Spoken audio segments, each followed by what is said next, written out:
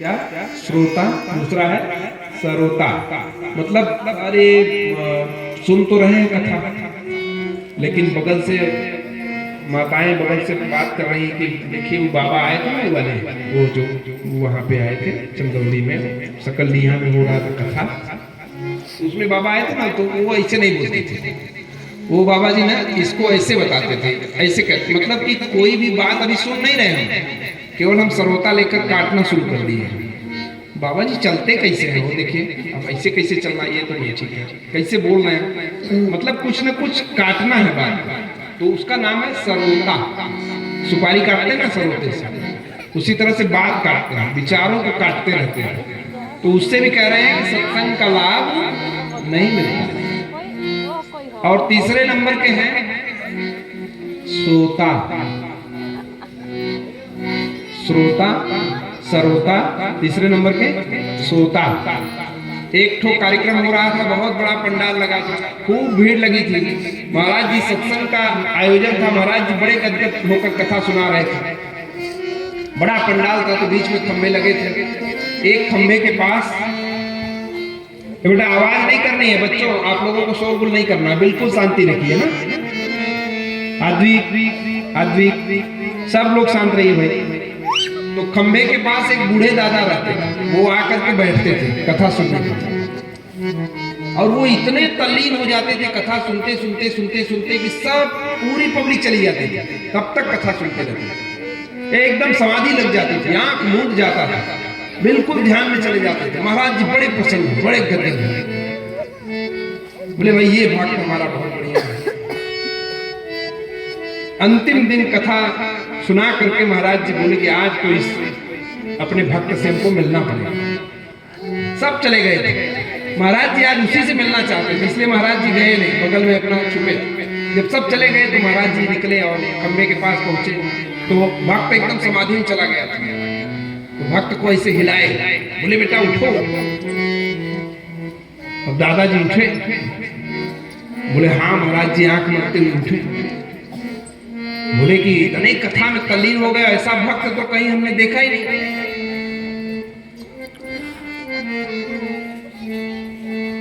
ऐसा भक्त तो कहीं नहीं देखा कि भाई कथा के सबसे शुरू में आते हो, सबसे अंत तक रहते हो, मेरे जाने के बाद पता नहीं कब जाते। तो दादाजी ने कहा नहीं महाराज जी, बात ऐसी नहीं थी।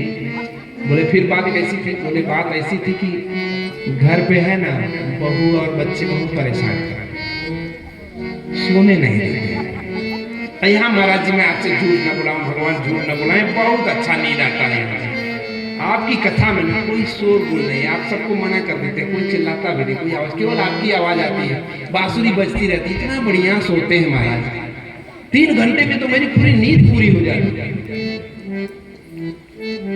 इसलिए यहाँ पे हमको एकदम हम नींद में हो जाते हैं।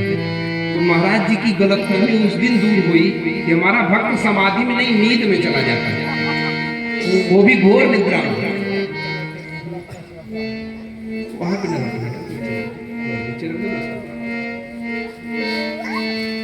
तो मतलब इसको कहते हैं सोता। अब जैसे रामायण हो रहा था, रात को राजन की पूरी टीम भाई दिन भर पूरा बढ़िया से मेहनत किए थे, और रात को हम यही बगल में सोए थे 1 नंबर में।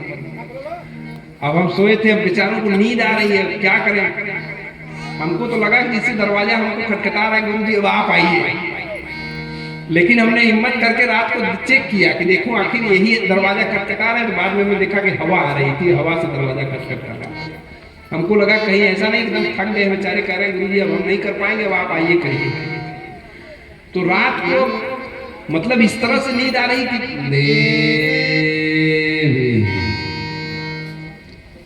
मतलब इतना नींद आ रहा था।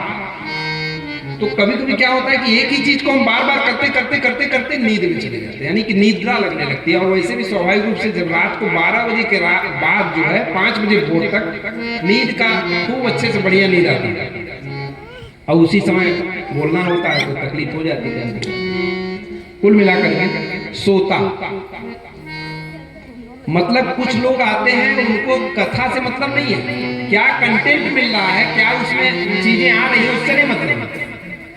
बस सुनते सुनते नींद लगी, बढ़िया उनका काम पूरा फ्रेश हो गया। ये भी तो लाभ है ना, है कि नहीं?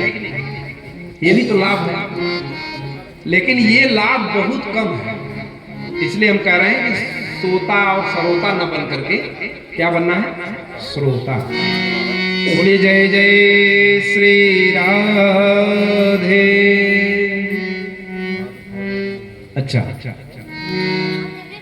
अब इसमें मूल बात क्या है कि यहां पर आकर भगवान के मंडप में आकर के, कथा मंडप में आकर के पाप नहीं करना चाहिए।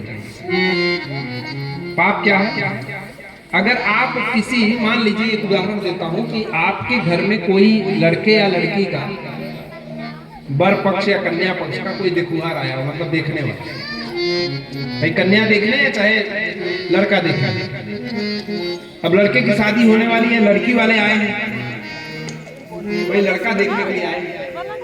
तो अब आप अपने घर में जितने भी बड़े सयान बुजुर्ग या बच्चे हैं, जो भी हैं, वो सबको क्या करता है? जो मुखिया है क्या करता है?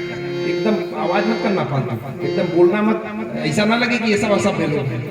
हाँ, अंदर तक रखना जो भी है सभ्यता, बाहर जाहिर मत होने देना, नहीं तो शादी कैंसिल हो गई, हो जाएगी। ये 25वीं है, अब 25वां गया ना तो बहुत मारूंगा तुम। इसलिए कोई भी असभ्यता बाहर नहीं आए। कितना सम्मान करते हैं कि मतलब हम अपना एक छोटा सा विवाह का काम बनाने के लिए हम अगले का कितना सम्मान करते हैं। तो मेरे प्यारे, जो पूरे जगत का कल्याण करने वाला है, जो पूरे सृष्टि का मालिक है, उसकी कथा सुनने आप बैठे, या ज्ञान की बात सुनने आप बैठे, या गुरु के सानिध्य में आप बैठे, या भगवान के मंदिर में आप, जो भी आप आस्था हो, जो भी श्रद्धा हो उसको मान लीजिए, वहां बैठे हैं, तो आपको कितनी शालीनता की जरूरत है? सोचिए कितनी सभ्यता चाहिए।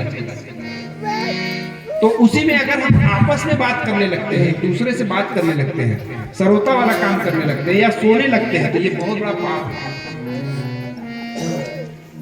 बोले कैसे? बोले अन्य क्षेत्रे कृतम पापम पुण्य क्षेत्रे विनश्यति, अपुण्य क्षेत्रे कृतम पापम वज्रलेपो भविष्यति। अन्य क्षेत्र से, अन्य जगह से अगर आपने पाप करके आप आए हैं यहाँ पर इस स्थान पे, तो यहाँ पर वो आपका पाप भस्म हो जाए, नष्ट हो जाए। सत्संग कितनी बड़ी महिमा। लेकिन अगर आपने यहाँ पर पाप कर लिया तो क्या होगा? यहाँ कथा सुनने आए हैं, भगवान के सामने, पोथी के सामने या भगवान के मंदिर में अगर हम अपने गुरु का, अपने कथा का, सत्संग का निरादर कर दिए, दूसरे कामों में दिलचस्पी लगा दिए, और सबसे बड़ा संकट तो है ये भस्मासुर। भस्मासुर कौन है? हाथ में क्या है ज्योति तुम्हारे? ये है भस्मासुर। ये जो मोबाइल है ना, ये भस्मासुर, ये अपना नाश ज्यादा कर रहा है। शिव जी से वरदान लेने के बाद शिव जी को ही भस्म करने कौन चला? भस्मासुर। तो आप अपना ही पैसा देते हैं, अपना ही एनर्जी देते हैं, अपना ही समय देते हैं, आप ही के बच्चों को, आप ही के परिवार को ये भस्मासुर बर्बाद कर रहा है। आपके बच्चे की आंख की रोशनी खत्म होती है इसकी वजह से, आपके बच्चे की इम्यूनिटी पावर खत्म होती है इसकी वजह से। एक आदमी बोला, मुसलमान साइंटिस्ट कोई है, उसका मैंने एक वीडियो देखा, उसने कहा कि अगर आपके पास दो ऑप्शन है, आपके पास 5-7 साल के कम उम्र के बच्चे हो या 12 साल से कम उम्र के बच्चे हो, तो उनको आप जहरीला नाग जो है, नाग से डसवाएंगे या मोबाइल देंगे? तो बोले जहरीले नाग से डसवा लीजिए, उसका इलाज हो जाएगा, लेकिन अगर मोबाइल आपने दे दिया तो उसका इलाज नहीं होगा। मोबाइल इतना खतरनाक है, चाहे उसकी रेडिएशन किरणों को आप ले लीजिए जो उसके अंदर से निकलती हैं, और चाहे आप उसमें से जो कंटेंट भरे हैं, जो कार्टून दिखाया जा रहा है हमारे बच्चों को। अरे इस देश में, इस भारत भूमि में जहां पर शिवाजी पैदा हुए, जहां पर राम पैदा हुए, कृष्ण पैदा हुए, बुद्ध पैदा हुए, डॉक्टर अंबेडकर पैदा हुए, उस जगह पर आप पैदा क्या करना चाह रहे हो? आगे सोचने वाला विषय। आप अपने बच्चों को क्या बनाना चाह रहे हो?